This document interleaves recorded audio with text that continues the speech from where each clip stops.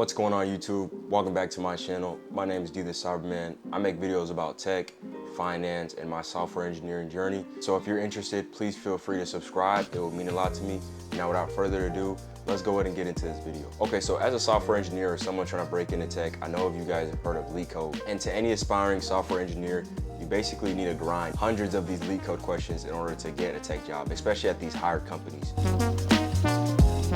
So the number one con is the time invested. To grind these LeetCode questions, like I said, you need to take hundreds of questions, and each question ranging from easy, medium to hard. It take upwards from 30 minutes all the way, sometimes takes me to like 2 hours to complete some of these questions. It's definitely a huge time investment. Another thing I wanted to bring up is that most universities actually don't teach Python, at least at my university. I went to I'm going to Arizona State University. Right now they're teaching us C++. C++ is a super problematic language to learn. It definitely has a high learning curve compared to other languages like Python or JavaScript. And at first I started solving these LeetCode questions using C++, and I realized just the amount of time it actually takes to solve these questions using C++.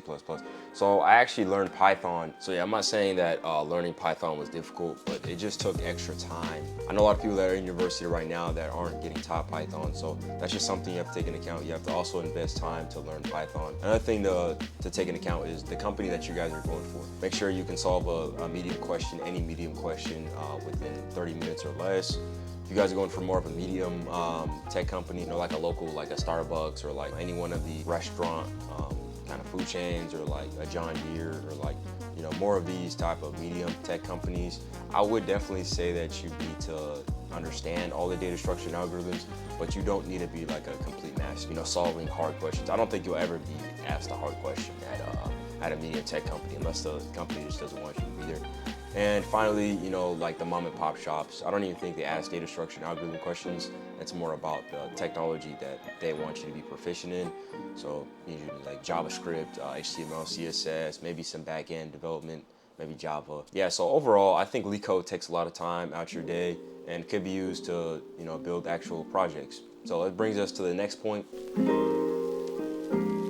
I think LeetCode is not practical at all. Focusing on a non-realistic question, let's be honest here, during these tech interviews and while working on LeetCode, and it's not realistic at all. I think one thing that I've noticed between bad programmers, they don't necessarily understand project design pattern. It's almost like solving like a derivative problem, you know? There's like a certain step to where you have to understand it. Like everyone obviously can look up how to solve a derivative problem and, you know, break it down, but it's only that once you get the experience of, you know, building a lot of projects, you understand how to take each step of the project and break it down into smaller pieces and understand each of the design patterns that come with different projects.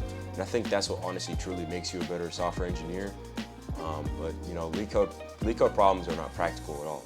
They don't do any of that. They don't really teach you design patterns. They do teach you how to walk through problems per se, but they're not practical at all.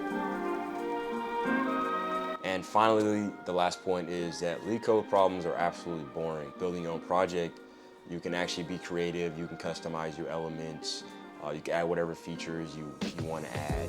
And another point is you don't have to follow a cookie cutter method. You know, there's only so much ways you can solve a two-sum problem on LeetCode. There's only so much ways you can solve valid anagram on LeetCode. At the end of the day, it's just kind of the same process that you have to go through, right?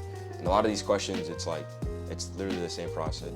That's why I find LeetCode a lot more boring compared to actually, you know, building your own projects. All right, guys, that's gonna wrap up the video for today. If you guys like watching videos like this, please feel free to subscribe. If you have any questions, drop them down in the comments below. And also let me know how your guys' LeetCode grind is going. And until next time.